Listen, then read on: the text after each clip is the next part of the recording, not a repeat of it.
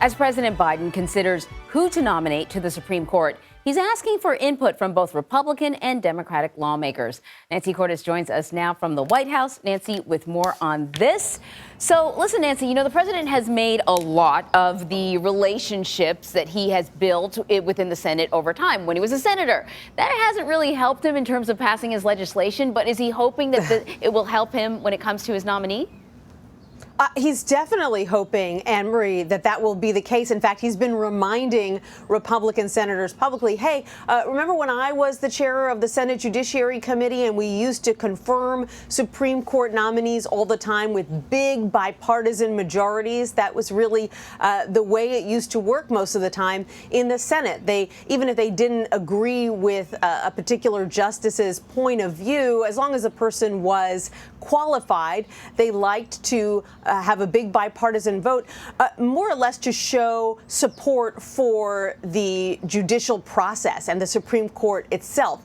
Things don't always work that way anymore, but President Biden is hoping that his unique background could change things. From Senators Grassley and Durbin, is he really going to be taking input from them?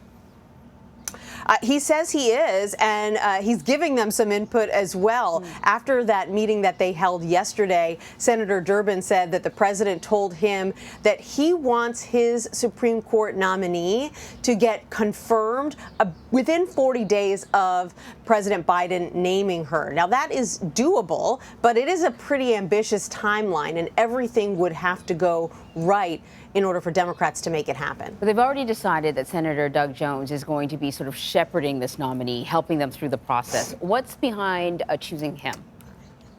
Well, typically, when you select someone for this Sherpa role, as it's known, you want someone who knows senators well from both sides of the aisle, is well liked by those senators. So, you know, it's a little bit of psychology, right? So that senators are happy to see the Sherpa when he or she brings this Supreme Court nominee who may or may not be known to a lot of the senators into their offices to meet with them. It's kind of an icebreaker, if you will. And so in the past, they typically try to have former senators in that role because they obviously know their former colleagues pretty well. People like former Senator Kelly Ayotte of New Hampshire. Well, former Senator Doug Jones is extremely well liked by his former colleagues on both sides of the aisle. Democrats in particular were very sorry to see him lose his election, which wasn't entirely a surprise. He represented the very red state of Alabama. And so from the very beginning, within hours of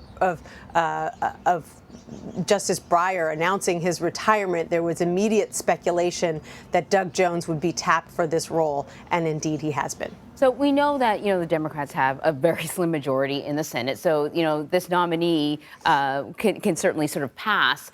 But I'm wondering if there's a calculation that the Republicans are making. You know, there's been a lot of pushback when it comes to the president's legislation.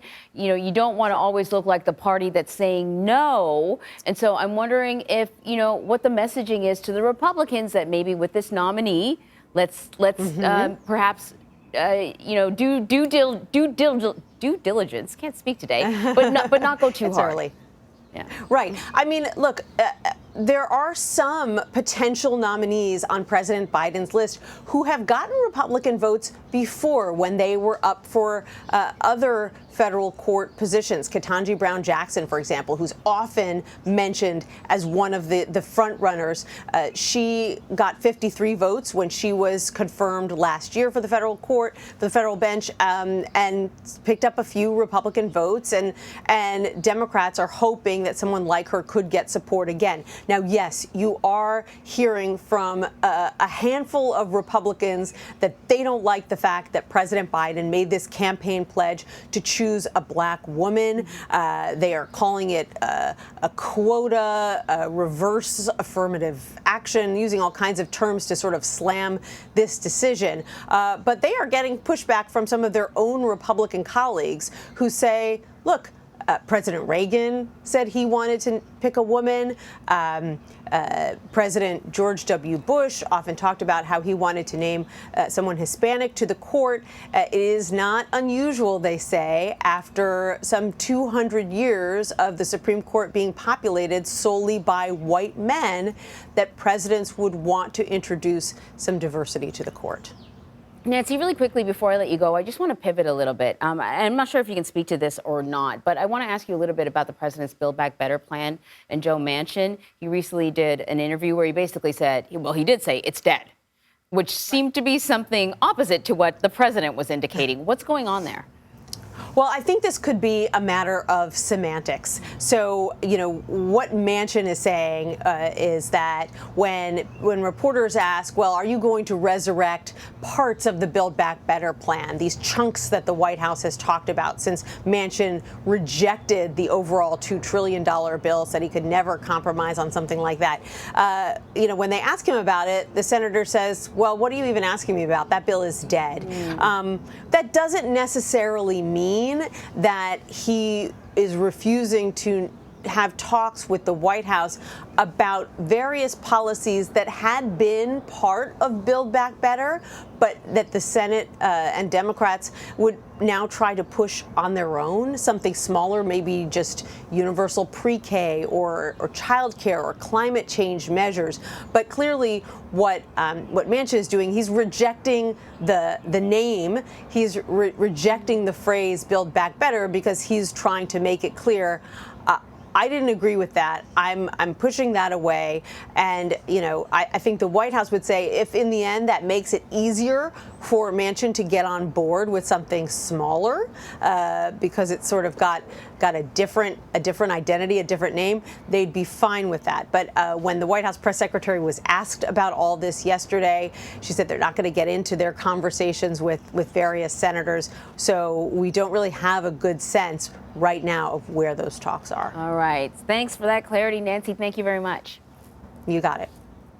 So a quick reminder about what we are watching right now. Any minute we can expect to get an update from Washington about the Washington football team and what their new name is going to be. And we're keeping an eye on Western Pennsylvania, where Punxsutawney Phil has just come out of his den and has made his prediction.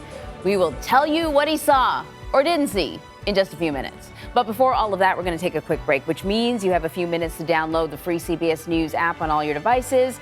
Our app gives you the best of CBS News all in one place.